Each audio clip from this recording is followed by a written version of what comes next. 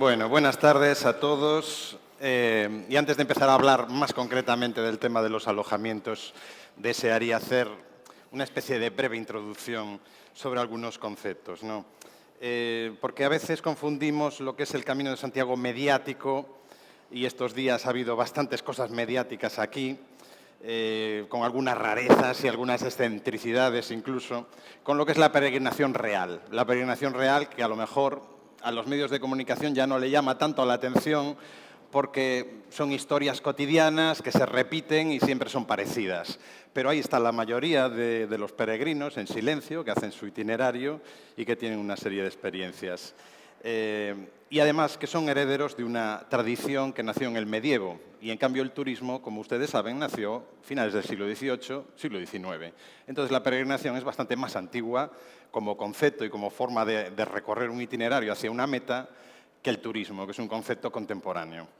Entonces, vender el camino como experiencias de consumo de corto recorrido, espacial y temporalmente, como se está haciendo de unos años a esta parte, siguiendo una moda, supone quebrar un vínculo con la historia y con la tradición del camino. Y además un vínculo que siempre estuvo en la idea de quienes comenzaron a recuperar el camino a partir de los años 80. Elías Baliña, el más recordado, y otras muchas asociaciones de amigos del Camino de Santiago que intentaron siempre mantener esta conexión con lo que fue la peregrinación desde la Edad Media hasta la actualidad. Por supuesto, los tiempos cambian y evolucionan, pero hay cosas que se deben de mantener, porque si no estamos hablando de otra cosa totalmente distinta y entonces ya no estamos hablando de peregrinación. Un estilo de promoción que a partir de los años 90, por la euforia cuantitativa, pues ha generado una serie de problemas, sobre todo a causa de la masificación de ciertos tramos del camino. Una serie de problemas que están empezando a estar presentes en los foros de Internet, en los debates, en los congresos. En junio ha habido aquí un congreso internacional de asociaciones y se habló mucho de esto. La preocupación que está generando la masificación del camino, porque los hosteleros a veces pensamos que la masificación es algo provechoso, pero depende qué masificación, porque puede ser una masificación low cost o de bajo gasto y a lo mejor tampoco interesa eso. Bien, las administraciones responsables en turismo, al menos en España, han estado implicadas en una promoción de este tipo, concibiendo el Camino de Santiago como un producto turístico. Y los productos, como todos sabemos en el mundo que nos toca vivir, que es el capitalismo, se consumen, proporcionan una satisfacción mayor o menor, pero después de consumirlos, al poco tiempo ya hay que tomar otro, porque es la ley del mercado. Y el Camino de Santiago no debe ser eso, ni lo es para muchos peregrinos que lo hacen con el sentido tradicional. Así, cuando peregrinar por el camino siempre había sido una experiencia de largo recorrido y de dimensión internacional, ahora los peregrinos tradicionales están conviviendo, y esto más o menos lo podemos sacar de las estadísticas oficiales, tanto de la catedral como de otros organismos, de albergues, etcétera, aproximadamente con otro 50% de peregrinos de corto recorrido que popularmente ya no se les llama peregrinos, sino, como ustedes saben, se les llama turigrinos, ¿no? Entonces, concepciones distintas que a veces son como el agua y el aceite. Aunque estén juntos en un mismo recipiente, no se mezclan, porque tienen una visión totalmente distinta de lo que están haciendo unos y otros.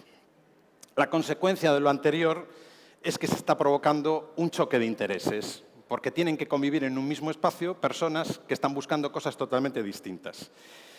Y están empezando a ocurrir cosas extrañas. Por ejemplo, que la gente haga el Camino de Santiago sin llegar a Santiago. Preguntándome ya hace tiempo cuál es el motivo de que los franceses, que antes eran el segundo país con mayor número de peregrinos en el Camino de Santiago, hayan bajado tantísimo. Yo decía, ¿será que la gente joven en Francia es muy laica? Piensa que el camino tiene unas connotaciones a lo mejor que no van con su laicidad. Pero removiendo un poco la información, nos hemos dado cuenta de que está pasando un fenómeno muy curioso. Y es que en Francia se está haciendo mucho el Camino de Santiago, pero hasta Saint-Jean-Pied-de-Port. Los franceses van hasta los Pirineos y se acabó el Camino de Santiago para ellos. No siguen en España. Curioso fenómeno, ¿no? Pues debería llamarse el Camino de Saint-Jean-Pied-de-Port o Don Iván y Garatz y Bidea, en vasco, si mal no recuerdo. Pero es una experiencia, no quieren seguir Y uno de los motivos por los que no quieren seguir es porque piensan que el camino en España ha perdido sus valores tradicionales y que ya no responde a lo que ellos esperan del camino. Está pasando que mucha gente dice, me voy a hacer el Camino de Santiago. Ah, sí, ¿qué itinerario vas a hacer? No, voy a hacer el Camino Aragonés. Ah, muy bien. No, pero acabó en Puente de la Reina.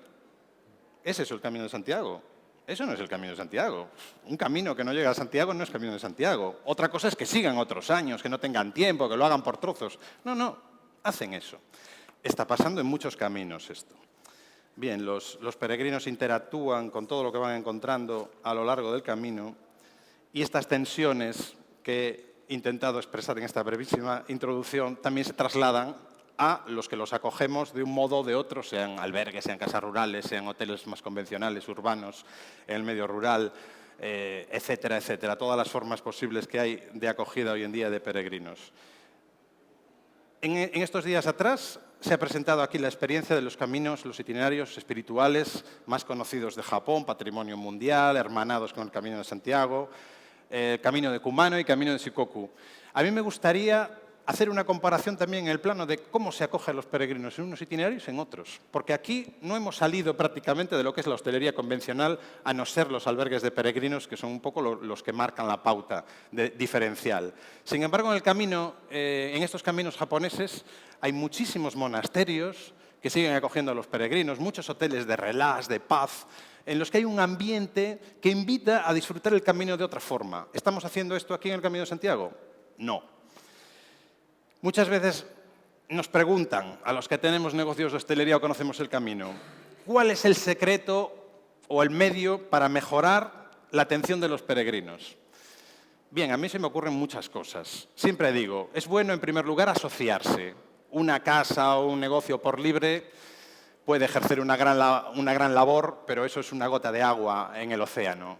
Entonces, siempre es bueno crear asociaciones. Hay algunas, la Asociación de Posadas del Camino, a la que pertenecemos con nuestra casa rural, que es una asociación de negocios de calidad en el camino, la mayor parte de ellos en edificios históricos, pero con una dimensión muy distinta. Unos son grandes, otros son pequeños, etcétera.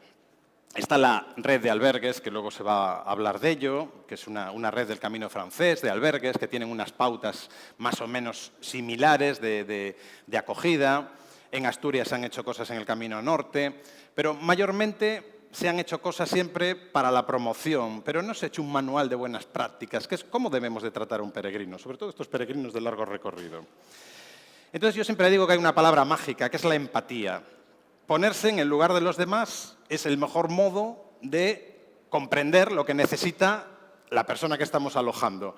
¿Y cuál es la mejor forma de ponerse en el lugar de los demás?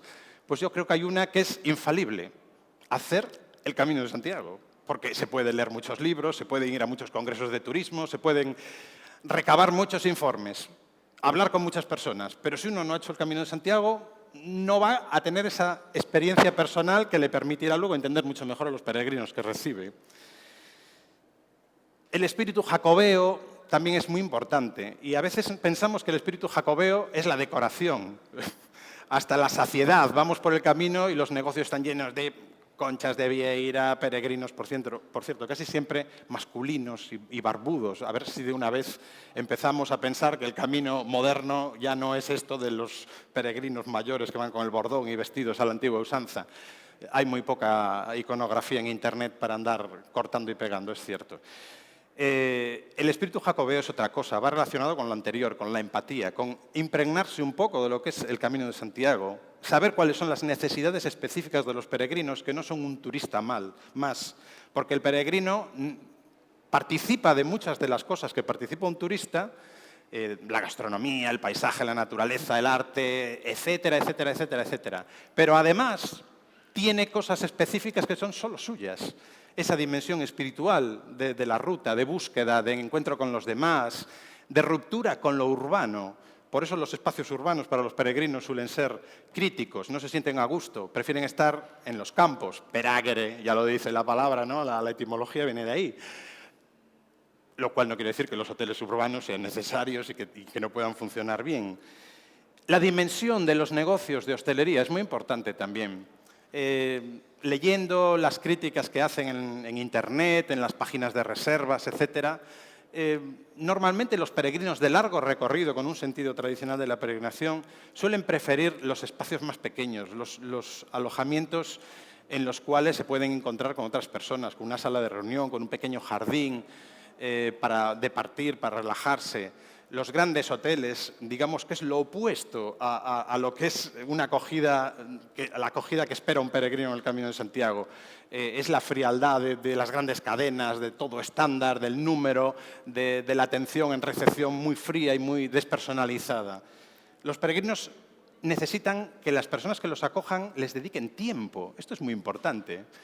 Time is money, efectivamente, pero el tiempo es muy importante porque uno tiene que sacrificarse si tiene un negocio y escuchar a la gente que llega, porque mucha gente está deseosísima de hablar, de contar lo que ha hecho ese día, de los problemas que ha tenido en la etapa anterior, y uno puede decir, está en su derecho, bueno, muchas gracias, me voy, que tengo que hacer otras cosas, atender, tal. Bien, lo puede hacer, pero se está perdiendo él de aprender y también se está perdiendo que su negocio sea más valorado por los peregrinos. Y en cuanto al idioma, yo creo que es importante hablar algo de inglés, lo básico para comunicarse con las personas que vienen, como mínimo inglés, y si son más idiomas mejor, pero tampoco hay que obsesionarse con esto. Y al respecto voy a leer una crítica que he sacado hoy mismo de un hotel de Booking, porque creo que refleja muy bien lo que pasa en las relaciones entre peregrinos y hosteleros. Dice la crítica, escrita por unos irlandeses hace una semana. ¿Se dice el pecado o no se dice el pecador?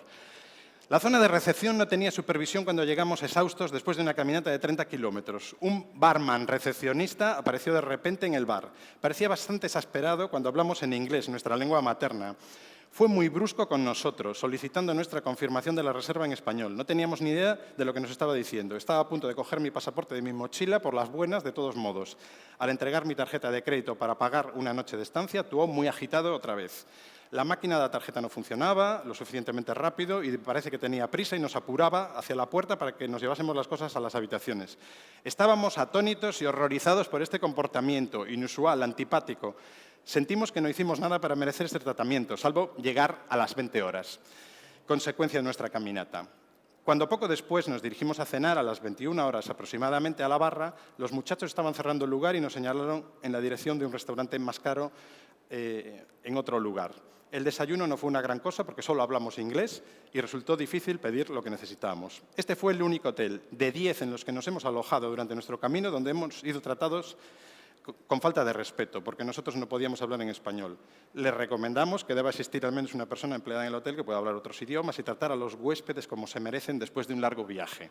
Aquí están las dos cosas, ¿eh? El idioma es importante, pero probablemente la persona que atendió a estos peregrinos, si los hubiera tratado con cariño, con comprensión, con empatía, no habrían tenido ningún problema ni habían escrito esta crítica. Bueno, luego dice que no volverán nunca a este alojamiento, etcétera, etcétera. Bien. Para concluir, creo que hay muchísimo margen para hacer innovación en la hostelería del Camino de Santiago. Creo que está casi todo por hacer porque hasta ahora ha sido todo muy fácil y muy cómodo. Lo mismo que teníamos nos ha llegado a la gente a montones y no nos hemos esforzado demasiado en adaptarnos a las necesidades de los peregrinos. Se pueden hacer alojamientos específicamente destinados a peregrinos, buscar las claves para que ellos se sientan a gusto en ellos y crear luego redes o asociaciones que funcionen con calidad y, sobre todo, próximos a la filosofía de los peregrinos. Porque no caigamos en aquel dicho de la época de la Ilustración, todo para el pueblo, pero sin el pueblo, y en este caso, digamos, todo para los peregrinos, pero sin los peregrinos. No, hay que contar con lo que ellos quieren y demandan, y en función de eso tenemos que adaptarnos, porque la pólvora ya está inventada. Pues muchas gracias.